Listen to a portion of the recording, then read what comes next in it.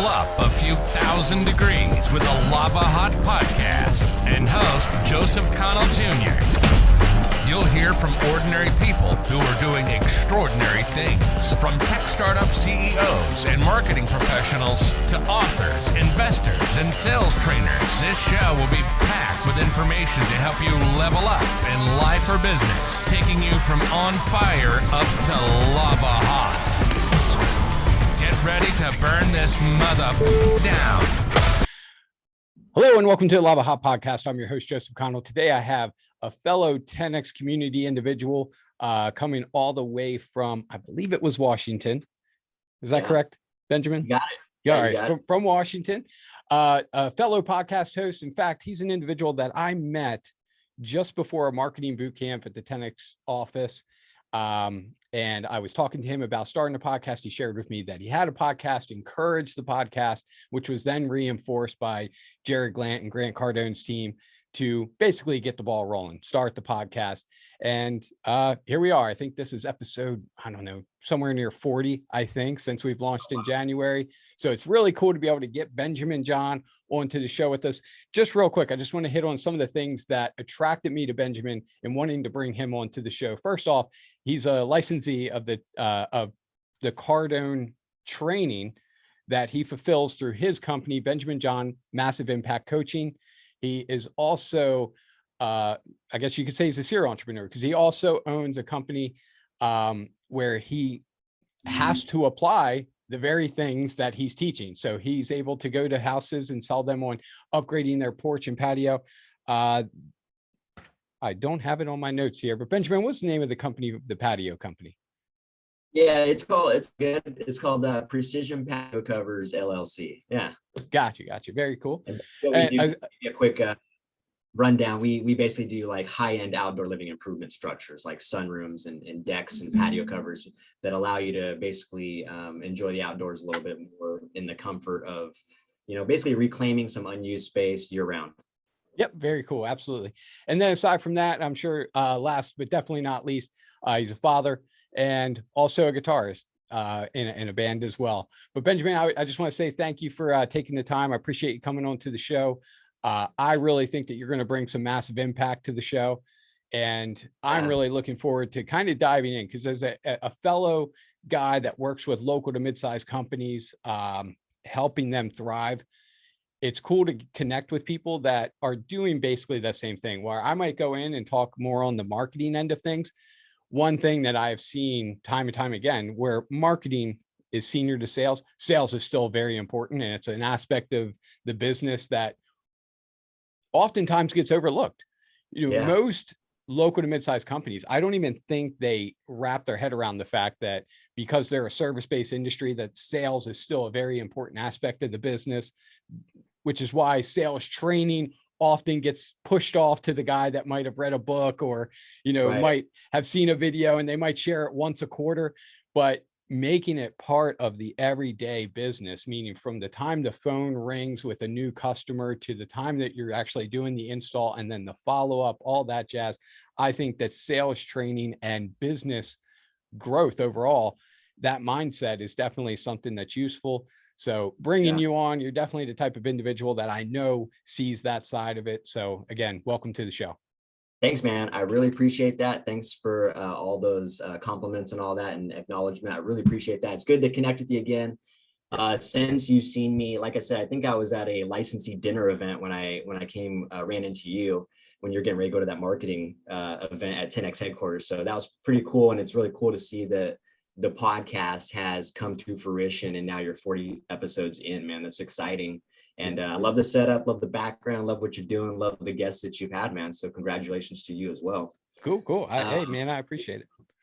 Yeah, real quick though, on marketing and sales, I look at it as like the marketing is like the heart of the company and the sales and closing of it is like the blood flow of it, right?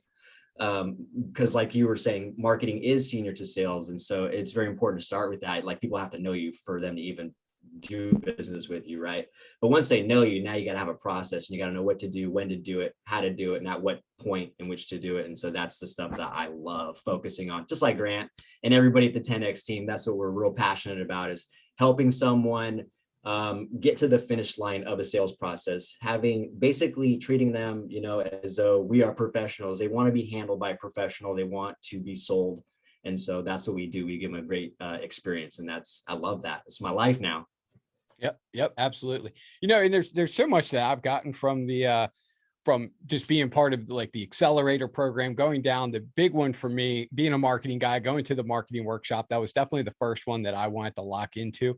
Since then, we've had 10X Growth Con, just the individual sales training that comes via, what's that platform?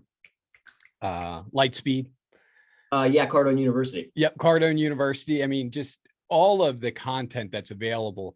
And there's certain areas of sales that I really feel like, even myself, having been in this for 10 years, that I overlook certain aspects sometimes. And to have that sharpened axe constantly, having that resource to be able to go to has been extremely powerful. But one of the biggest things that I've taken away in the most recent event I went to, which was one of the 10X business boot camps or business workshop. It was like a 3-day event.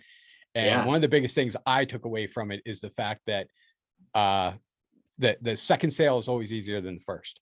That one has stuck with me so much. And the more I play it out and I start thinking about times that I've worked with a business, getting them initially set up on one product was, where a lot of the work came in. That second, third, fourth, fifth product that made them really sticky tends to be the easier ones, because at that point your credibility is so high with them, because they've got set up on the product, or they're now in the system. It's easier to kind of engage with them and work them through products that are beneficial for them as a business owner.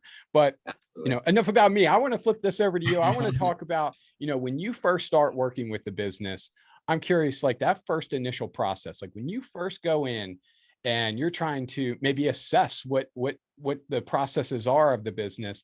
I want to learn, kind of that first step, your first initial introduction to the business, learning more about them, and then how you proceed with the plan that you think would be the most beneficial for them.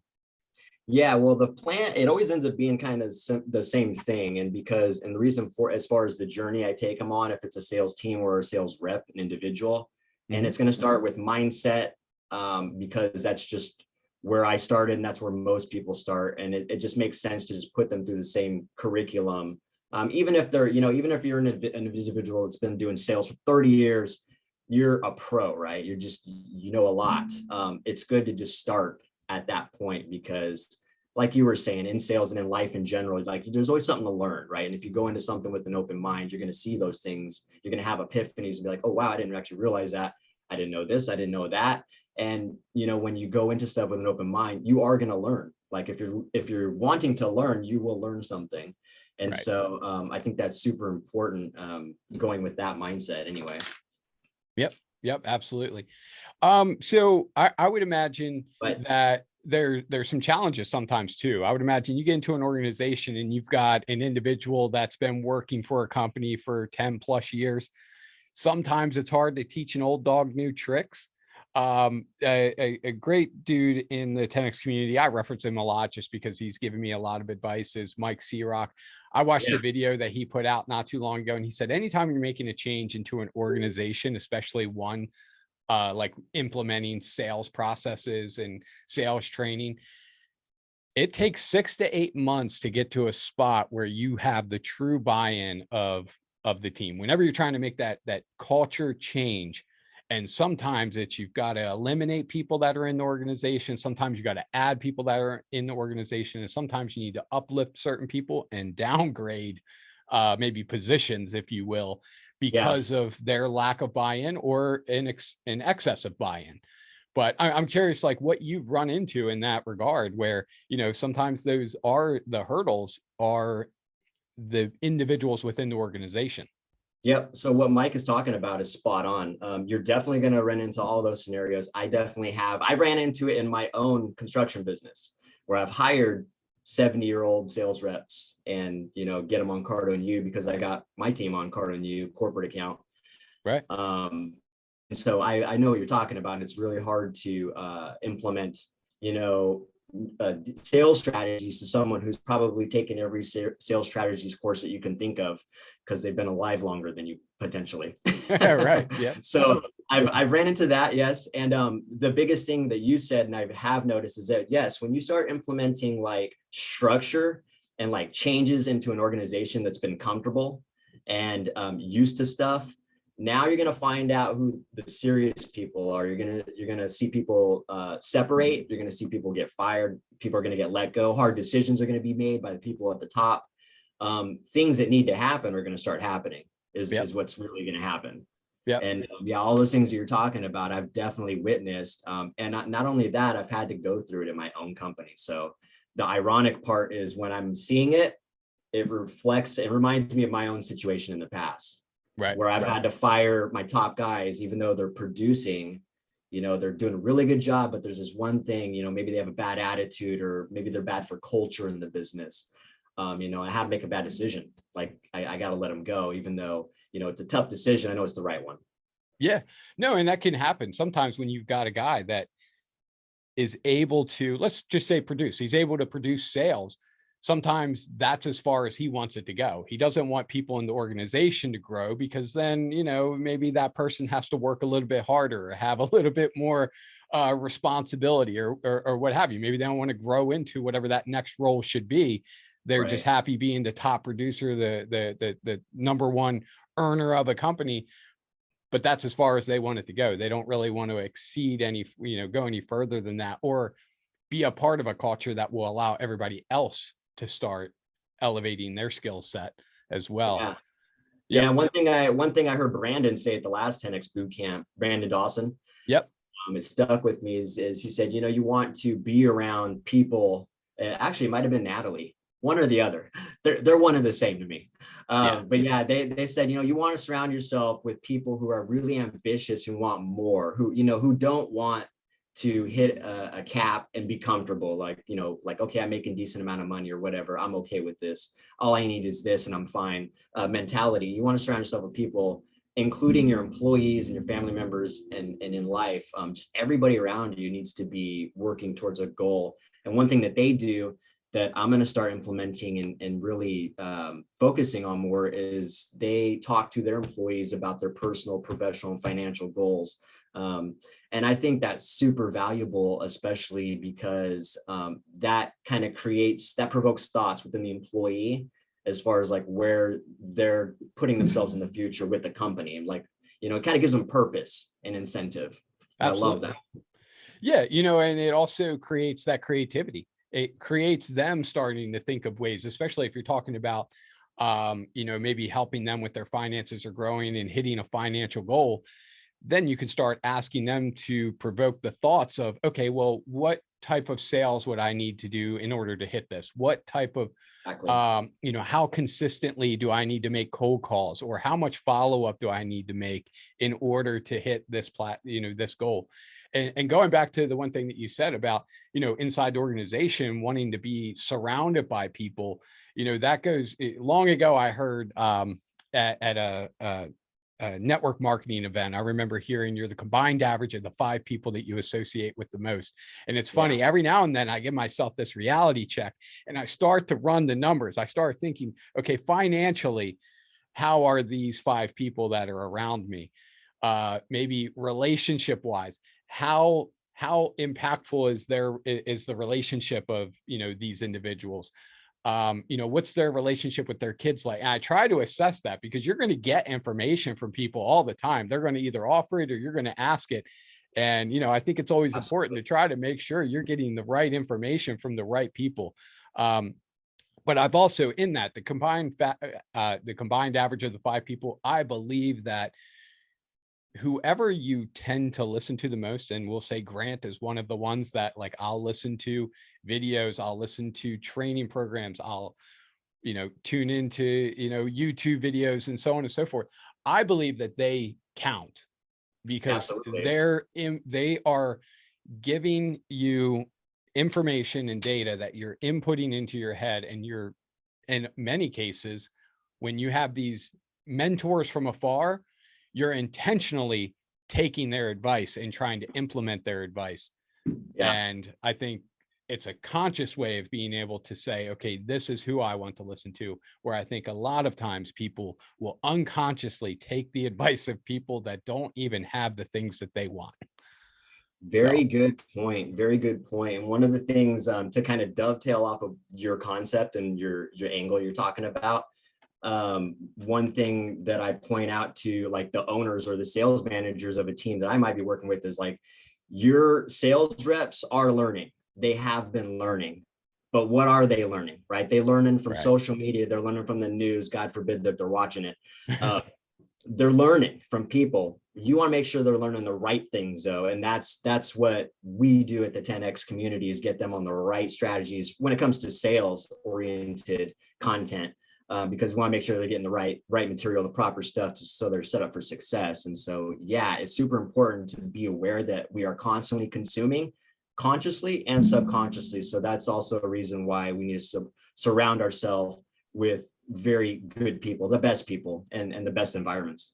Very cool. So I want to ask some questions about the business. So do you only work with businesses that are local to the Washington market, or are you working with individuals or companies, throughout the US where you maybe join with them virtually? Yeah, I know Cardone U is a online training platform, so I would imagine that they affords flexibility. Absolutely. So essentially, I'm just an extension of the Cardone University and all these other. So basically, I sell all the same curriculums that I train on and that Grant sells. So, well, I wouldn't say all of them. There's some that we don't have access to, but the majority of the main ones, like Cardone University, business boot camps, sales execution workshops, marketing execution workshops. Those are all things I sell and like use in packages, combined with like my weekly coaching. So essentially you would get me as a weekly coach, basically holding you accountable to weekly tasks and videos and assignments, while you'd be on Cardone University and or training on one of these curriculums. So yeah, and then we got a ton of ebooks that Grant hooked us up with that keeps us busy and keeps our clients busy on curriculums, depending on what their particular need is and what is going to benefit them the most. Very cool. So walk me through like setup. Let's say you just start working with a business. I'm curious about like that initial setup, for a business, I would imagine there's a certain level of accountability that comes into play. Me being an individual, I sought out the information. I personally went and actually when I bought Cardone University, it was like 5 years ago, and I paid $5,000 for a lifetime, which I think, that was a steal. I bought it from Jared. And one of the cool things is because I purchased it, Grant had some deal basically that after the 10X Growth Con, which was the first 10X Growth Con, I could come to the headquarters and I had a one-on-one with Grant. Oh, cool. Yeah, which, that's always awesome. At some point, maybe I'll break out. He wrote down like a bullet point list of things that he wanted me to start doing, which was pretty cool. That's awesome. But for me as an individual, I have to hold myself accountable, meaning if I'm going to use Cardone University, I've got to log in and I've got to watch the videos, and nobody's holding me accountable. I'm curious for the business side of it. What is that like when you first initially, maybe I've heard them say launch the program or what have you inside of an organization, then I would imagine there's some sort of accountability aspect, but walk me through like how that works when you implement it into an organization. Yeah, well, the first thing is going to be kind of like what I said that Brandon and Natalie's doing. The first day is really just kind of getting to know the individuals. And then now recently I've been trying to talk about the personal, professional, financial goals of it, because I'm interested to know, because just like we were talking about earlier, now I can tell them, okay, if this is what your goal is, like if you want to be making whatever 100K by the end of the year, you need to be selling X amount, you need to be doing this amount of work, you need to be doing this here and there. So you can kind of reverse engineer from there, but that's what the first call is going to be about. Basically, the second one is going to be setting them up with the particular curriculum. And like I said, usually 9 times out of 10, it ends up being the first one, which is mindset and positivity. And there's another section to that too. But just getting them wrapped around the mentality, changing their mindset is the first thing they're going to be training on. After that, it's going through the whole curriculum of like, basically this, like a sales process, fact finding, follow up. There's so many elements to sales, it's endless. And so what I want to figure out is what they're struggling with first, because some of the curriculums shuffle around the programs they should be training on. The only default that's the same is, like I said, is the mindset. We're going to start with that mindset first. The rest of the curriculums are going to be dependent on what you want to focus on. Like I said, if it's like if you're getting a bunch of leads and you're just not closing them, then we know that your problem is that you're not closing. You have no strategies to close a sale, and you're just selling your face off and not closing any deals and wasting money. So that's where we know we would need to start. So really preferenced towards each business. And it seems like there's an accumulation of the same problems, which is closing, getting more leads, right? And then sales teams accountability. It seems to be a big one. You just need someone holding them accountable. And I have been guilty of this, not following up with like my sales reps or even my laborers on my teams and things like that, or having someone do that for me. So accountability in itself is just a huge valuable factor. It's crazy. Just having someone saying, hey, did you do this? Hey, did you do that? That's so much value in that. And I need it. We all need it. Even guys at the top. Grant Cardone needs it, Yeah. Well, what's like the accountability aspect that they have built into the Cardone U for enterprise? Like from what I've gathered, there's some way that you're able to track like who's using it, who's not, things like that. Is there a way to like tell if like they're just like skipping through it all? Oh yeah. There's a way to tell all of that stuff. Yeah. That's what's great about the curriculum, the program. And as you know, you said Lightspeed. I think Brad Lee's the one that created it. But it's really, it has all the information of the assignments they've taken, little pie graphs of how much, answers they've gotten wrong, answers they've gotten correct. All that information is there. And so if you gave them a task and they didn't do it, it's going to be very apparent that they didn't do it. And then you can have the accountability conversation with them and say, hey, Joe, I noticed you didn't actually do this week, and this was the assignment I gave you. Is there something going on that came up? Like what's stopping you from, because you said you had this goal by the end of the year, but I'm seeing this going on. And so in order for you to hit that goal, we need to address this. And so that's what it looks like. It literally is just talking about it one-on-one. And I realized also the value of one-on-ones, even in my own business. Talking to people one-on-one is pretty valuable rather than just a group of people, because we're people. We want to be addressed. We want to know we're getting that attention. We all want attention, and there's value in that too as well. So I think it's important for a company to make sure they focus on one-on-ones on top of that personal, professional, financial goal aspect we talked about. Yep. Do you ever work working with organization? Do you ever work on doing like role play type of stuff as well? Yeah. I want to do more of that. So I haven't done enough of that, and I love role playing. And so I want to start doing that like an everyday type thing. I was doing it every couple weeks, but like I said, for me, and I know this, it has to be done every day. That's what they're doing at the 10X team. And so I'm not even doing that every day. And so definitely something I want to start implementing more, because I know that's the game changer really, is role playing, because I role play with my sales rep. Usually that's kind of lately the last 4 or 5 months, what the extent of role playing has been, or us talking about, hey, we need to start role playing more. But yeah, it needs to be done every day. And especially for these guys that are struggling with closing a sale, particularly.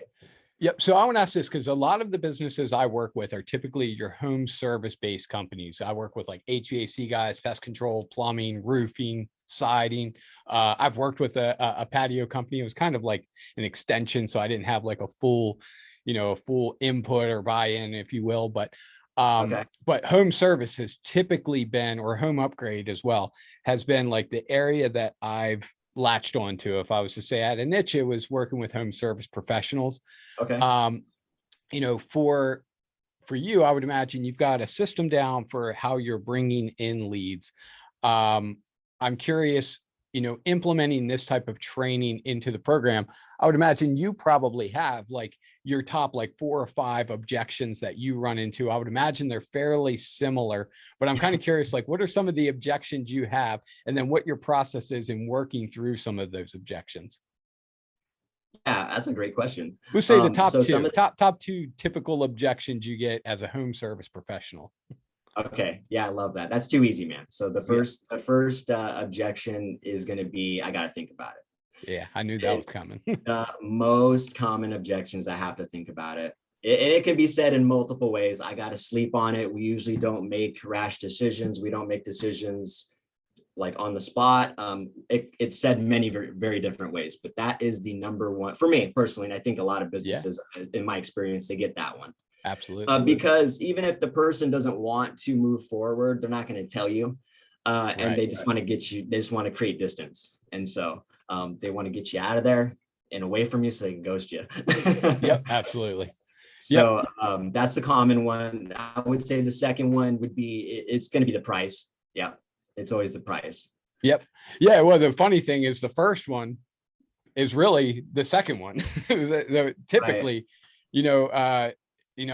I've loved hearing like the objection of, I need to talk to my partner. That's one that I get. It's not normally I need to talk with the wife, which I know is a home service type of deal. I got to talk to the wife about the price. Me, I get, well, I've got to run this by my partner. My single favorite thing to say when somebody says I have to talk to my partner is, what do you think they're going to say? Because the moment you ask that question and they start saying, well, they're going to say the price is too high, or it's not the right product, or it's not the right fit, or maybe the timing, whatever they say, it's what they're thinking is the beauty in that question. And I think you can use that in, any part of your life, really, where I think that people will typically say, whatever they say the other person's going to say is typically what they're feeling, which is the beauty behind those type of questions. But that's like one of my favorite go-tos. Yeah, I usually always say, I kind of lighten the mood up. Sometimes I've said things like, well, I'm sure your wife trusts you, right? That's why you guys are married. Yep. And so, but the other thing I do to kind of really alleviate that happening frequently is when I'm setting an appointment, I make sure that all the decision makers are present in a business and or a residential project setting. Yep. That way that doesn't come up. We can just get rid of that one.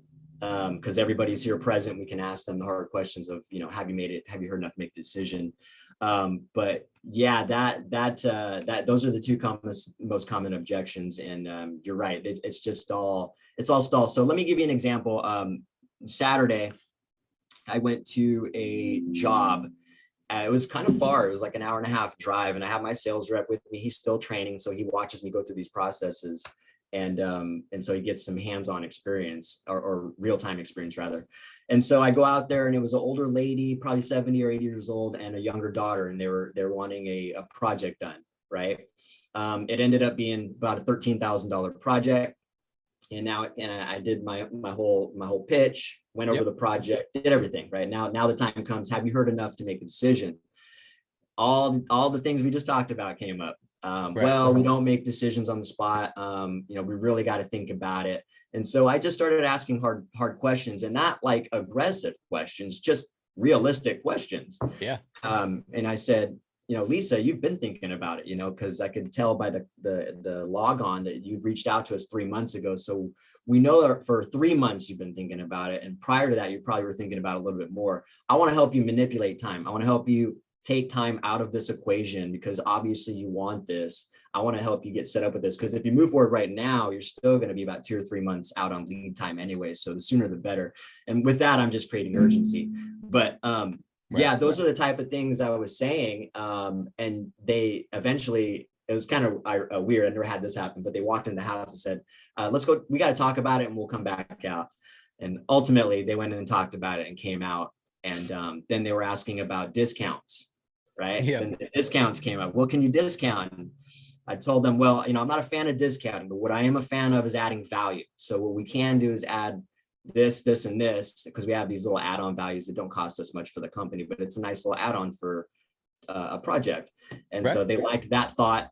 wanted to move forward with the project and close it. And so, but they came up with every objection. One of the biggest things they said was the price objection that came up was, well, we have this going on, that going on. We have so many projects going on. We don't know what to prioritize. We don't know what to do first. And I said, does it have to be one or the other? And I just seen the wheels turning when I said that. And the daughter just said, out loud, well, no, I guess it doesn't have to be one or the other. And so I'm taking all this fact finding, right? I'm looking at their house. I'm seeing, $100,000 rock wall that was built on the front of the water. Yeah. And they're giving me an objection about a $12,000 or $13,000 a patio cover project. So right. Using that, being able to know what's going on at a sales process and how to use that information to help them make a good decision is very important. And so that's an example of how I helped her get to the finish line. She wanted to be handled by a pro. She wanted to be sold. She just needed needed that help to make sense of it. Yep, absolutely. Yeah, and sometimes that's all we're doing. We aid them in making the decision that they know they wanted to make. And Benjamin, as we wrap up the episode, we get towards the end here, I always like to give each guest an opportunity to kind of share where people can connect with you, maybe follow you on social media. But if somebody's looking, let's say in the Washington market, if they're looking for a patio, definitely trying to connect with you. But on the coaching side, it sounds like that's scalable to where you can work with a business pretty much anywhere. If you don't mind, just share, where everybody should go to try to connect with you. Yeah, let me just plug as much as I can here. So yeah, sure. My construction company, Precision Patio Covers LLC, is based in Washington, but I'm in the process of considering starting a separate location in Florida. And we also, depending on the job size, we'll consider traveling. So we do massive projects like full, glass clay sunrooms that can, they get really expensive. So if it makes sense, we also travel. So reach out to us, precision patios.com. There we go. You can find us there, and then you can go to Instagram and see all my other businesses. So primordial_Ben is my Instagram. It's PRIMORDIAL. You'll find my massive impact coaching company there, and then my podcast and band and everything I'm into right there. So give me a like, a share, a follow. I appreciate all that. If there's anything you need from me, if you're in sales or a sales team that benefit from me and I can provide them any type of value from the 10X team, I'd love to help get you all the information you need and answer any questions that you got. So anybody reach out to me, I'd love to help you on that. All right. Yes, sir. Very cool. Me out on this too, Joe. Yes, sir. Hey, I appreciate you taking the time on a busy Monday to come on to the show. Definitely think you brought a ton of value. I always love talking it up with somebody who, is in the sales game, but definitely on, the other side of the coin. I mean, there's one thing to talk to people that are in sales. It's a completely different thing to talk to somebody that trains sales. It's always cool to be able to connect with people like you. Also another, fellow 10Xer, if you will, is always great. But again, I appreciate you taking the time, and anybody who's looking for, implementing some sort of sales training inside your organization, I definitely recommend you connect with Benjamin. For me personally, over the last 7 years that I've been following Grant Cardone U, his sales training, his books, so on and so forth, it has definitely had a huge impact on me. I can guarantee that it will have an impact on you as a business owner, but ultimately your entire organization. So I strongly recommend it. And that's the wrap. I appreciate you coming on, Benjamin. Thanks again, Joe, and take care, man. We'll check in with you later, all right? Yes, sir. Do you want to level up your business in 2022? Then visit us at golavahot.com for a free marketing analysis. Get ready, you already know. Let's go.